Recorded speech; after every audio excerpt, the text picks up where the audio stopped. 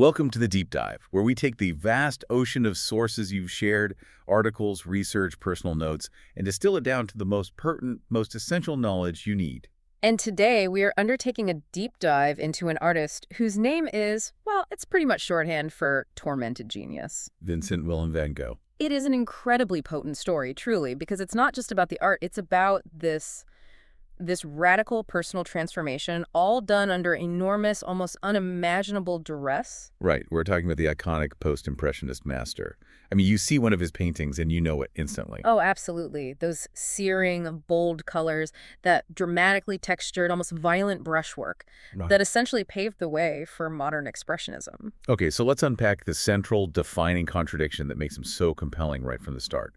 Vincent lived to be only 37. Mm-hmm. He only really engaged in serious artistic creation for just over a decade. I mean, it's really only 10 years of this frantic, dedicated output, And in that tiny window, he created approximately 2,100 artworks.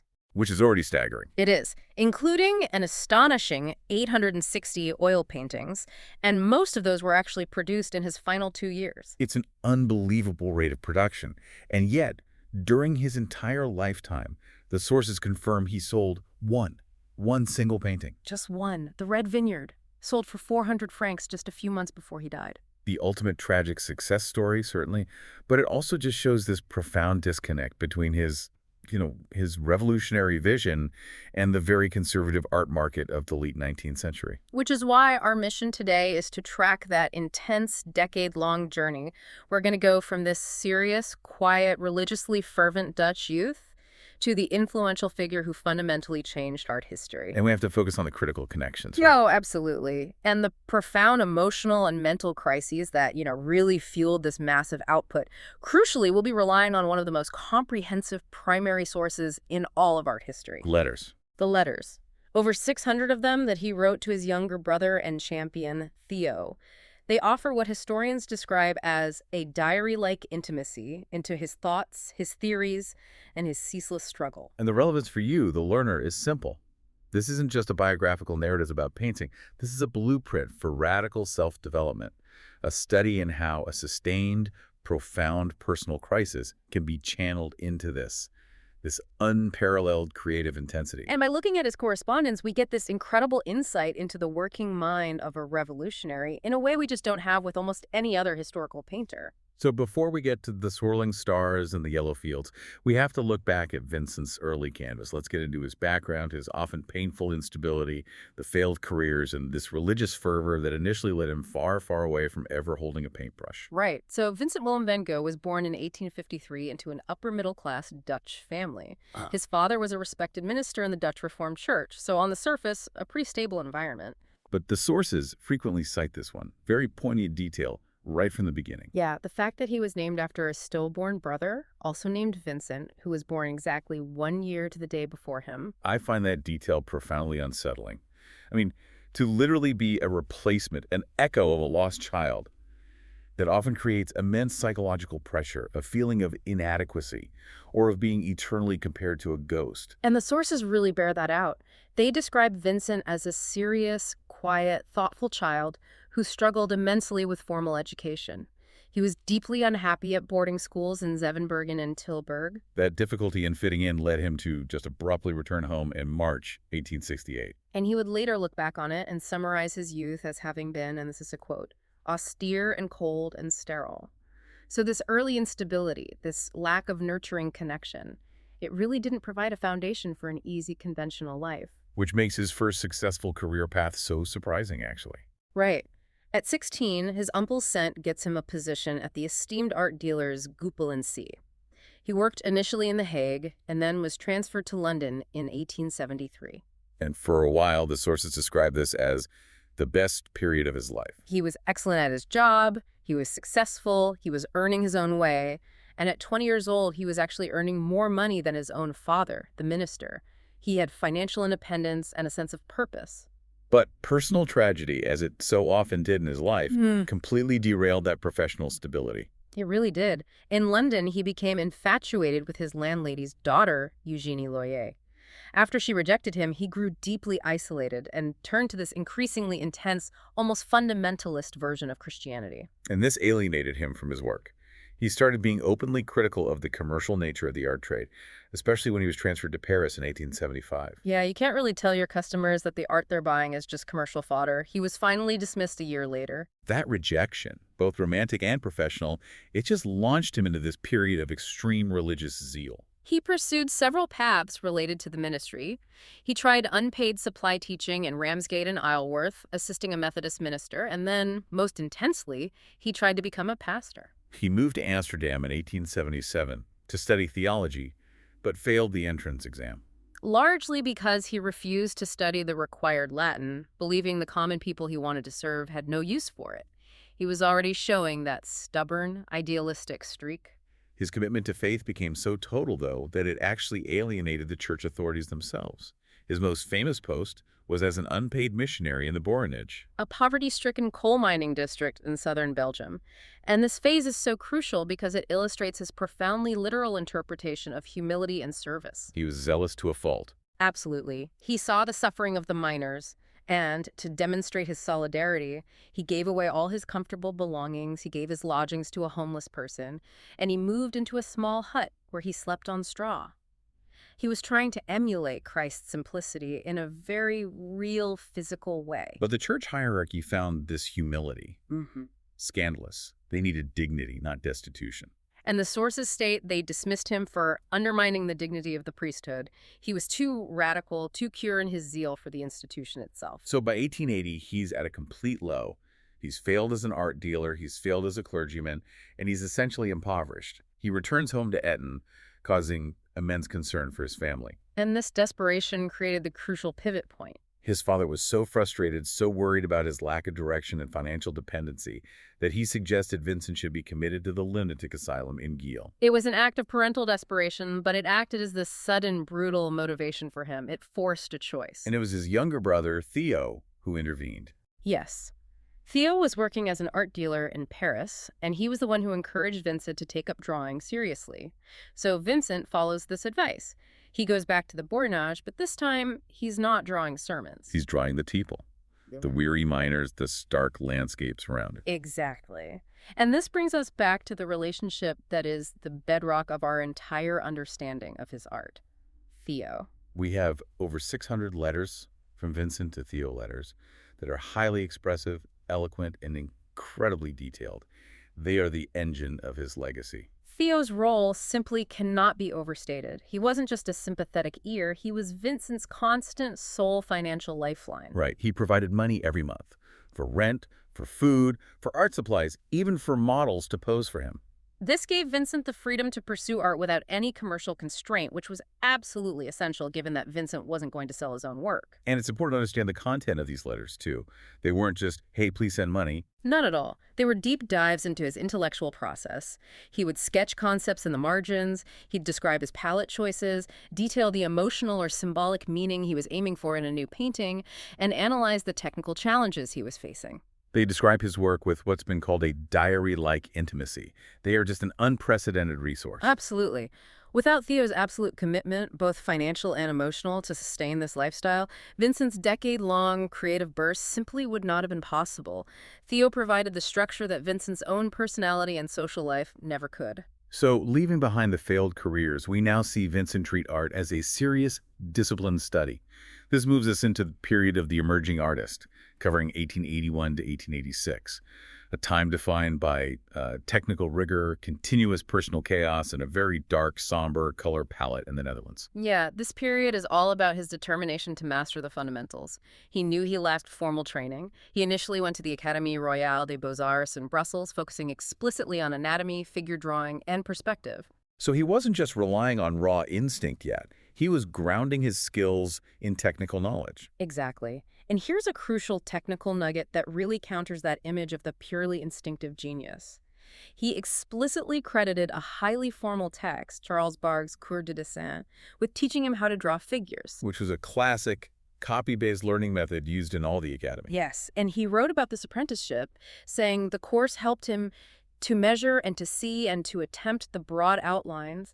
It transformed what used to seem to me desperately impossible into something that was gradually becoming possible. So for you, the learner, this shows that even the most revolutionary artists have to first master the established rules before they can break them. Right. He also found brief mentorship from his successful cousin by marriage, Anton Mauve, a key figure in the Hague School who introduced Vincent to oil painting.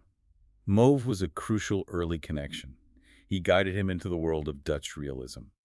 But as we've already seen, Vincent's personal life was always a wrecking ball. And that chaos seemed to intensify right in parallel with his artistic growth. We have the truly dramatic Key Voss incident. Key was his recently widowed cousin. Vincent declares his love for her, an incredibly intense, immediate declaration. And she responded with the famous and very emphatic Dutch refusal, no, nay, never. And in this desperate, almost theatrically persistent attempt to prove his commitment, he held his left hand in the flame of a lamp. He said he would hold it there for as long as she could look at him. It was this extreme physical manifestation of his internal agony. The family was understandably alarmed, not just by the action, but by the underlying instability and the fact that he was, by all accounts, completely unsupportable. This volatility then led to his next major break. He fell out with his mentor, Mauve. Partly over his relationship with Clisina Maria Cian Hornick. Cian was an alcoholic prostitute with a young daughter who was pregnant when Vincent took her in. They lived together until late 1883. And you can see his deep belief in Christian charity here. He was trying to establish a conventional family life with her, using her and her daughter as models in his drawings. But ultimately, he decided that such a life-providing stability for a family was completely irreconcilable with the intense consuming dedication his art demanded. When he left Cian, she went back to prostitution. And tragically, she later drowned herself in the River Scheldt. It just reinforces that intense tension at the heart of Vincent's existence. He was searching for stability, for love, but his artistic demands always won out, requiring this almost monastic level of focus and self-sacrifice. So from 1883 to 1885, he's living with his parents in Nuenen. And this is the period of the peasant laborer studies, painting weavers, cottages, still lifes. And crucially, his palette is dark. It's dominated by somber earth tones, dark brown, blacks. He's painting the atmosphere of coal smoke and dirt and manual labor. The culmination of these 2 years of character study is The Potato Eaters in 1885, which he considered his first major work. And he was aiming for a gritty, raw realism. He wanted to capture the essence of the harsh life the working class endured, that the hands that harvested the food were the same ones that ate it. But Theo, who's now fully immersed in the modern art scene of Paris, offers a really blunt critique. He does. He calls the work too dark and says it's completely out of step with the burgeoning, bright style of Impressionism that demanded lightness and color. And this critique was pivotal. We should pause on this. It wasn't just aesthetic feedback. No, it was the realization of a massive artistic chasm. Vincent was painting in the style of 17th century Dutch masters, dark, moody, focusing on texture and shadow. The Parisians were obsessed with light, color theory, and optical effects. So Theo's letter was effectively a wake-up call. He was telling Vincent that his technique, while detailed and powerful, was fundamentally archaic and would never succeed in the modern market. And Vincent took the criticism to heart. He realized he needed a technical revolution in his use of color. That realization led him to Antwerp later in 1885. He lived in utter poverty there, subsisting mainly on bread, coffee, and tobacco. Which led to significant physical deterioration, the loss of several teeth, which would plague him for the rest of his life. But this destitution coincided with a major artistic awakening. He began studying color theory seriously and, crucially, started visiting museums to absorb the dynamism of artists like Peter Paul Rubens. And his palette visibly begins to broaden. He starts incorporating cobalt blue, carmine, emerald green, a sign that he was actively seeking to inject life and light into his work. It was also in Antwerp's docklands that he encountered his first significant cache of Japanese ukiyo-e woodcuts. He started collecting them immediately. This Japanese influence, with its flat planes of color, sharp lines, simplified compositions, it would become absolutely transformative when he got to Paris. His brief attempt to reintegrate into the formal art world, though, failed almost immediately. Oh, yeah. In January 1886, he matriculated at the Antwerp Academy, but quickly clashed with instructors over his unconventional approach. This wasn't just simple defiance. It was expressionism pushing back against traditionalism. Right. When instructed to draw the classical plaster cast of the Venus de Milo, he famously drew the limbless, naked torso of a Flemish peasant woman. He was focusing on a robust, earthy reality rather than idealized antiquity. And when the instructor, Eugene Seibert, corrected his drawing by tearing the paper, Vincent reportedly flew into a violent rage. He was shouting about the necessity of drawing women with hips and pelvises that could carry children. He was arguing for a moral and physical truth in his art, far beyond academic proportion. He left Antwerp shortly after that, having been basically told to repeat the year, and headed straight for the epicenter of modern art, Paris. That abrupt departure for Paris brings us to our next section, the Parisian pivot, covering 1886 to 1888. This period is relatively short, only 2 years, but it's arguably the most vital in terms of his technical evolution. Oh, absolutely. This is where he sheds the dark Dutch tones and just bursts into the world of color, the avant-garde, and Japoneserie. This section absolutely needs expansion because it explains how the Van Gogh of Arles was forged. So he moves to Paris in March 1886, and he's sharing Theo's small apartment in Montmartre. This was immediate immersion. Theo was an art dealer who stocked the latest trends, Impressionism, Monticelli, new Japanese imports. He studied briefly at Fernand Cormon's studio, where he met fellow students like Émile Bernard and Henri de Toulouse-Lautrec, but the real education wasn't happening in the classroom. It was happening in the streets and the shops. The crucial nexus was Julien Père, Tanguy's paint shop, one of the few places in Paris where revolutionary works by artists like Cézanne were displayed, alongside the Impressionists. It was the intellectual and social hub. This is where Van Gogh met Georges Seurat and Paul Signac. And this exposure forced him to confront his archaic style. While Theo had been collecting these bright, modern canvases, Vincent was initially a bit resistant. He was. But the sheer energy of the avant-garde, combined with seeing the heavily impasto, vibrant work of Dolph Monticelli, an artist who used these thick, decorative slashes of pure color, led him to finally adopt a brighter palette and a much bolder, more aggressive attack. The technical shift wasn't just emotional, though. It was intellectual and systematic. Very much so. He began studying Charles Blanc's treatise on color theory. This wasn't just about choosing pretty colors. It was about understanding the optical physics of how colors interact. Precisely. Blanc's theories emphasized the power of complementary colors, hues, directly opposite on the color wheel, like blue and orange or red and green. And when you place them next to each other, they create maximum vibration and intensity. Vincent believed deeply that, and this is a quote, color expresses something in itself. This systematic approach even led him to experiment with pointillism after befriending Seurat and Signac. And for you, the learner, this is important. Pointillism or divisionism is not the same as Impressionism. Impressionists mixed colors on the palette and applied them quickly. Pointillists applied small, distinct dots of pure color directly onto the canvas, trusting the viewer's eye to optically blend them into a brighter, more vibrant hue. It gave his canvases this momentary shimmering quality. We can see this experimentation in works like A Self-Portrait with Straw Hat. But Vincent quickly adapted this technique. He turned the tiny dots into short, thick strokes. Still separate colors, but much more emotionally charged and free, leading directly to the signature energetic brushwork of his final years. The other major influence, which he'd already touched on in Antwerp, just exploded here. Japoneserie. He collected hundreds of cheap Japanese prints, using them to decorate his studio walls. This wasn't just decoration, it was foundational to his compositional choices. Right. The Japanese ukiyo-e style taught him about dramatic cropping, the use of flat planes of unmodulated color, so no shading and sharp contour lines. A powerful example is The Courtesan after Eisen, where he explicitly copies a figure from a print, enlarges it, and surrounds it with this vibrant, flat field of yellow and green. He was using graphic elements he'd never even considered before. So he didn't just imitate, he synthesized. He moved beyond the dark realism of the Hague School and transformed into a radical colorist obsessed with light and composition. And over those 2 years, he painted over 200 canvases in Paris, including portraits of his friends like Père Tanguy and various self-portraits he used for study. However, the intensity of Paris and the very close living quarters began to fray the relationship with Theo. The sources indicate that by late 1886, the tension was almost unbearable. Vincent's intensity, his poor health, and his general lack of social grace made an exhausting company, even for his devoted brother.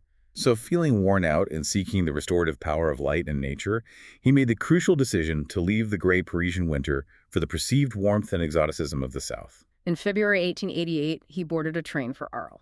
That shift brings us to Section 5, the Arles Zenith and the Crisis of the South, 1888 to 1889. This year in Arles is where the myth of Van Gogh truly bursts into existence. It leads to an incredible artistic breakthrough followed by a spectacular, devastating rupture. Arles was exactly the energetic jolt he needed. The local light, the clear southern air, the vivid colors, it just energized him. And this period, just over a year long, was his most prolific. Oh, by far. 200 paintings and over 100 drawings and watercolors. His canvases suddenly became these explosions of yellow, mauve, and ultramarine. He was also desperate to realize his dream of an artistic retreat, a cooperative studio or commune in the South that would provide community and support for modern artists. And for that, he moved into the four-room yellow house at 2 Place Lamartine. This was intended to be the conceptual base for this utopian venture. This commitment led to the massive decoration project, a series of works intended specifically for the Yellow House. These included some of his most famous works, like Bedroom in Arles, which was meant to represent tranquility, and Starry Night over the Rhone. Let's focus on his psychological ambition here, specifically with the night cafe. This wasn't just a depiction of a bar. No, he wrote eloquently to Theo about his intent. He explained that he was trying to express the idea that the cafe is a place where one can ruin oneself, go mad, or commit a crime. And he achieved this not through literal depiction, but through color. He used these clashing, sickly colors, a vivid, almost acid yellow ceiling, blood red walls, a green billiard table. He was consciously using complementary and discordant hues to convey human despair and mental turbulence. He was pushing expressionism way beyond simple description. During this time, he befriends the local postal supervisor, Joseph Roulin, and his family. Roulin, the famous postman, he advised him on buying 2 beds in preparation for the much-anticipated arrival of Paul Gauguin. Ah, Gauguin. This was the moment of intense, desperate hope for Vincent. It really was. He eagerly anticipated Gauguin's arrival, hoping for the artistic commune to finally take shape. In preparation, he famously painted 4 versions of sunflowers in just 1 week. Envisioning the collection as a symphony in blue and yellow that would decorate Gauguin's room. Gauguin finally arrived in October 1888, and for a glorious, brief time, they did collaborate. They painted side by side, sharing ideas. Gauguin even painted Vincent in his famous, albeit unflattering, portrait, The Painter of Sunflowers, showing Vincent looking unkempt and maybe a little unhinged. But the partnership was doomed by their fundamental philosophical differences. Absolutely. Vincent admired Gauguin, but Gauguin was arrogant and domineering. More importantly, Van Gogh painted from nature and observation. He had to see it to paint it. Whereas Gauguin practiced synthetism, painting from memory and imagination, creating symbolic rather than literal representations. So their conflict was much deeper than a simple personality clash. It was a collision between 2 incompatible artistic visions. Van Gogh's intense emotional realism versus Gauguin's decorative, symbolic idealism. The relationship quickly deteriorated into what was described as excessive tension. Gauguin was ready to leave. And Vincent feared abandonment, which triggered his deepest psychological fears, connecting all the way back to that early instability and sense of being a replacement. The crisis arrived on the evening of December 23, 1888. Following a confrontation, where Gauguin later claimed Vincent rushed at him with a razor, a claim historians think might have been a bit self-serving. Van Gogh executed his famous act of self-mutilation. There's still debate about the extent of the damage. Was it only the earlobe or the entire outer ear? Dr. Felix Ray, who treated him, later sketched the incision, which strongly suggested the entire outer ear was removed. Regardless, the shock and the pain must have been immense. And the accompanying detail is what makes this truly unsettling. After bandaging the wound, Van Gogh wrapped the severed ear in paper and walked it over to a brothel they frequented. He delivered the macabre package to a young cleaning girl named Gabrielle Berletier, often known as Gabby. The motivation for delivering it remains a mystery, an act of self-punishment, a distorted love token, or just an act of profound confusion under delirium. Gauguin immediately fled Arles, never to see Vincent again, informing Theo only via telegram of the incident. Vincent was found unconscious the next morning, covered in blood, and was taken to the hospital. He had no recollection of the event, which reinforced the diagnosis of acute mania with generalized delirium. He spent the following months fluctuating violently, suffering from hallucinations and delusions, including fearing he was being poisoned. And the local community's reaction was swift and damning.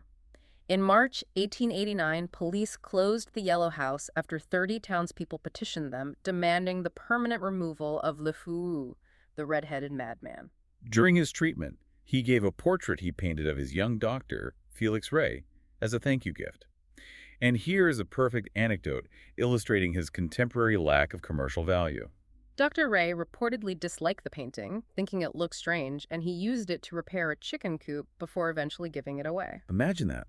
This priceless insight into his benefactor reduced to a piece of kindling used to patch a coop. And today, that painting is housed in the Pushkin Museum and is valued at over $50 million. It's the ultimate metaphor for the market's complete failure to see his value during his lifetime. Despite the pessimistic diagnosis, Vincent recovered enough to make a fateful decision. He discharged himself from the hospital and voluntarily committed himself to the Saint Paul de Moselle Asylum in Saint-Rémy-de-Provence.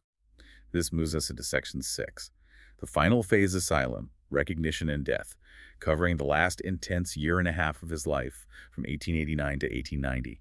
This is the pinnacle of his expressive genius, executed mostly from within the walls of an institution. He entered the Saint Paul de Moselle Asylum, a former monastery, on May 8, 1889. And the great irony of this period is that confinement somehow led to the height of his artistic powers. He was allotted 2 cells, one of which he was allowed to use as his studio. His world shrank dramatically. His subjects became his immediate surroundings. The enclosed clinic, the gardens, the views from his bar windows, seen in works like Lilacs and Vestibule of the Asylum. This confinement forced him to look intensely inward and outward at the same time, birthing his signature, swirling, densely painted style. The ultimate expression of this style is, of course, the Starry Night from June 1889. Look at the way he renders the sky. It's not a realistic depiction, it's an emotional rendering of the atmosphere. The heavy, thick application of paint, what we call impasto, makes the stars and the moon feel like bursting spheres of energy, creating physical movement where none exists. And the foreground is dominated by the cypresses, a tree he became profoundly fascinated with. Traditionally, cypresses are symbols of death, of the cemetery. But Vincent infused them with vibrant, upward life.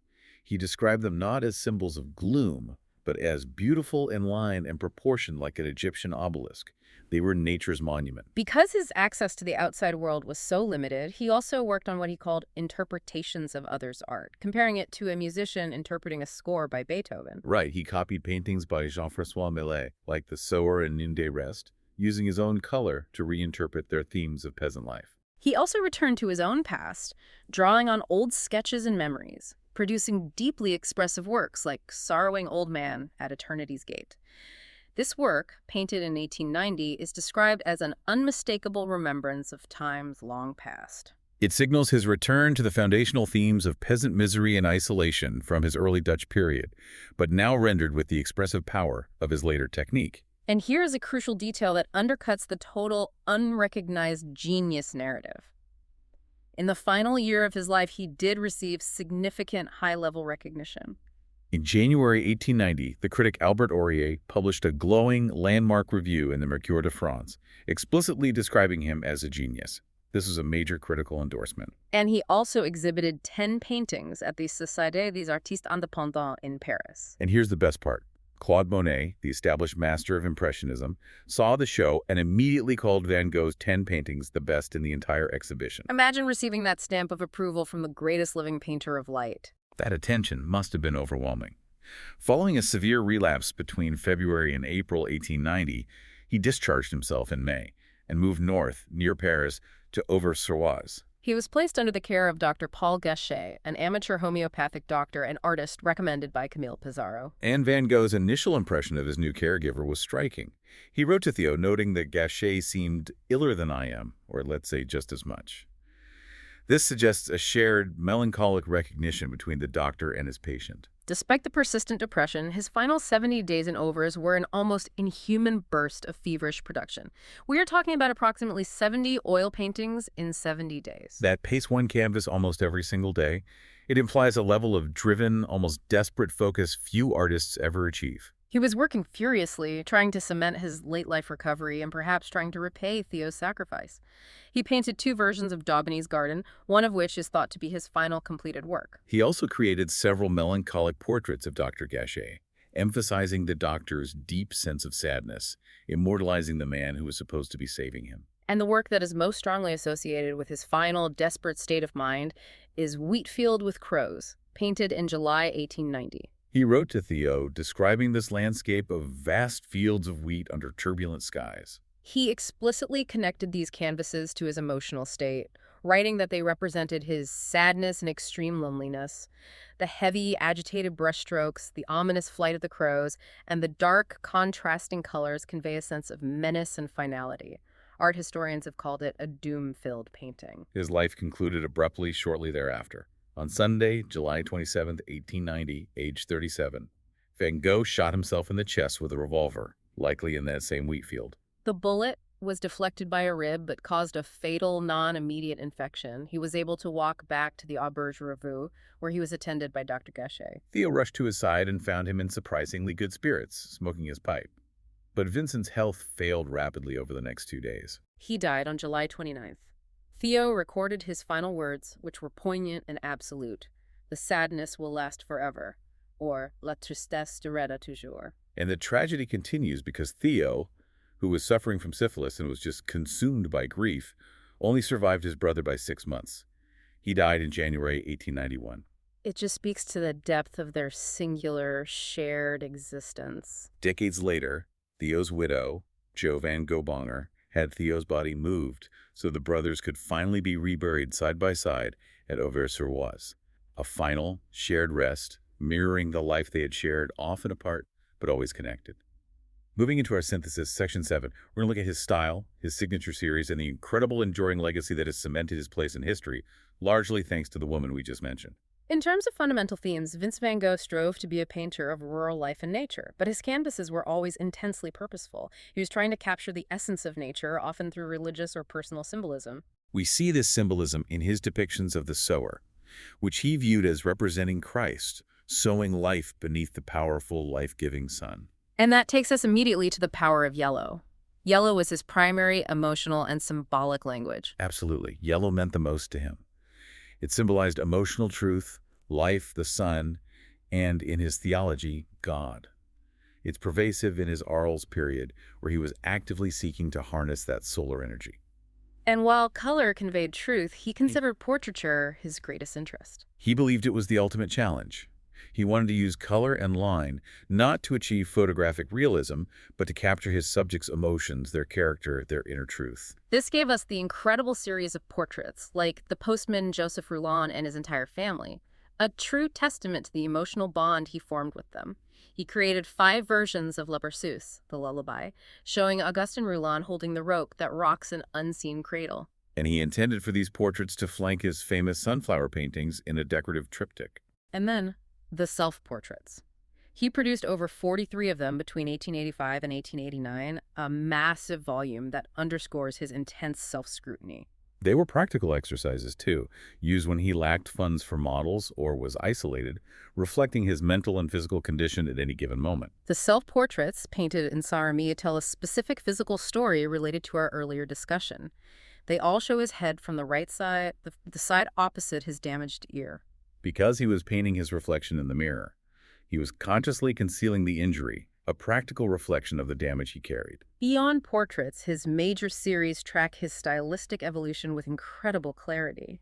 You have the flowering orchards from Arles, which are optimistic, joyous, and visually expressive of spring, showing heavy Japanese influence in the simplified fields of color. He wrote that the blossoming trees offered a world of motifs that could not have been more Japanese. Then you have the cypresses and olive series, particularly from Saint-Remy, which show a different kind of energy. A gnarled, energetic rendering of the natural world, infused with his characteristic swirling lines, making the landscape itself feel dynamic, like a continuous field of energy. And finally, the Wheat Field series, which serves as a tragic barometer of his emotional state. They range from the idyllic and harmonious fields he painted earlier in Auvers to the heavy, melancholic atmosphere of the ominous wheat field with crows. It perfectly reflects his final sense of sadness and isolation. And if Vincent van Gogh was only just beginning to gain critical attention in the last year of his life, his post-mortem legacy is almost entirely due to the dedicated advocacy of one person, Theo's widow, Johanna van Gogh, known universally as Jo. Jo, a young Dutch woman, was left with a massive collection of hundreds of works that, at the time of Vincent's death, were looked upon as having no value at all. Can you imagine being suddenly responsible for a storeroom full of canvases the world had completely dismissed? She was the architect of his enduring fame. She didn't just store them, she tirelessly championed his art, she arranged exhibitions, and crucially, she orchestrated the publication of his eloquent, intimate letters in 1914. This act was transformative. By publishing the letters, Jo didn't just present his art, she presented his soul. She created the compelling, instantly recognizable mythology of the tortured artist, the sensitive genius who suffered intensely for his revolutionary vision. His fame grew rapidly through exhibitions in Germany and France, spreading the word among critics and the public alike. And his bold, expressive line and dramatic color use went on to directly inspire the next waves of modern artists. Right, we see his influence clearly in avant-garde groups like the Fauve Matisse, Derain, and Vlaminck, and the German expressionists like Emil Nolde. They saw Vincent as the ultimate validation of using color for pure emotional expression.